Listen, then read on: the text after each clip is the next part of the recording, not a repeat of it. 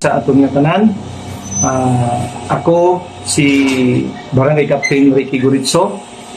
Kaupod ang akong Barangay Council Official, panamyaw gid sa atong tanan sa sininga barangay sa Barangay Lapos, Municipality of Norala, South Cotabato.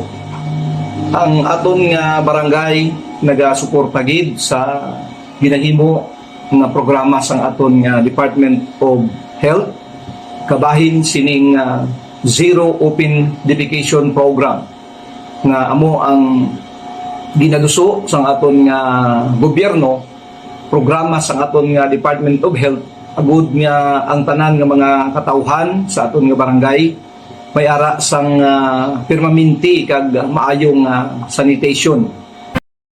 COD certified na yan.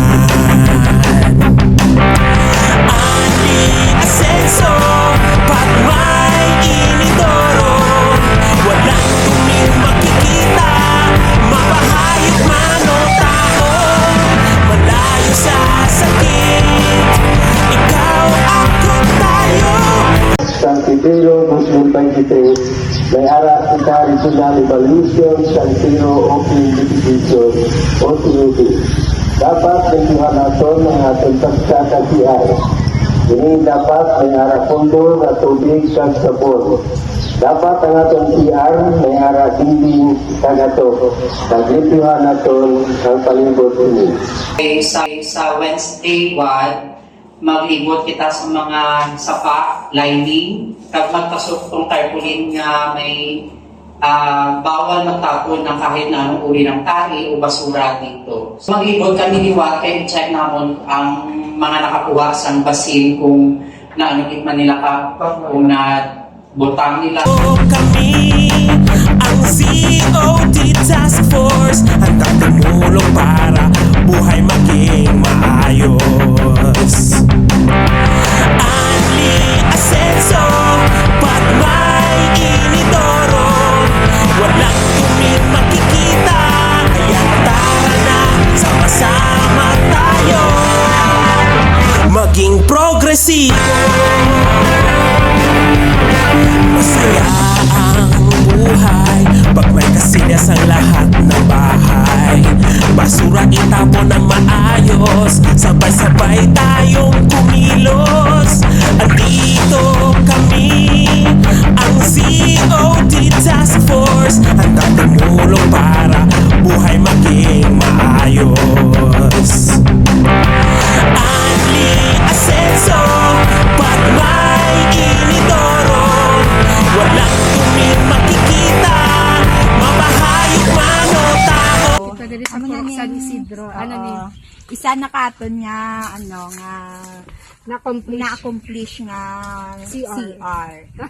May trapal, may sin, may atop na kag ang aton niya ball, one man sealed, water sealed siya. Amo na ni siya ang nahimo ni kay kuan ni siya nga household naton sa Purok San Isidro kay Antonio Deliava Sr. Malayo sa sakit, ikaw ako tayo, kaya tara na sama-sama tayo maging progresibo. Aton nga barangay, isang ordinance na kinahanglan magkaroon sang sarili nga sanitary toilet ang kada panimalay. Ara kita sa isa sa mga residente sa Purok Rizal, Barangay Lapus.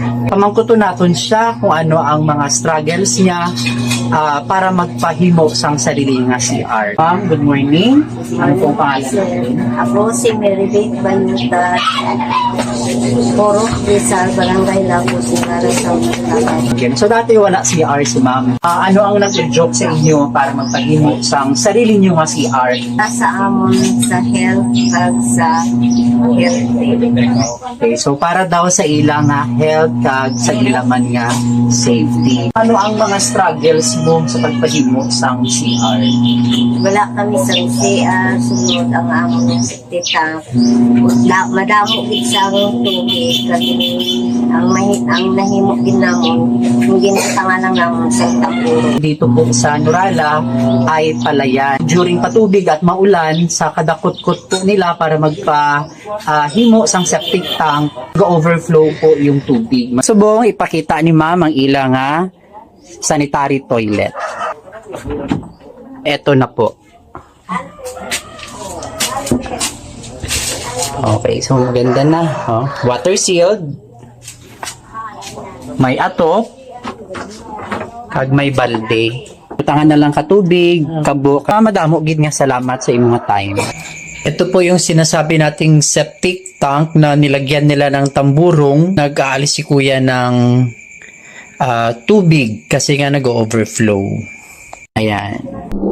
Ali Asenso, pag may inidoro, walang duming makikita, mapahayag man o tao, malayo sa sakit, ikaw ako tayo, kaya tara na, sama-sama tayo, maging pro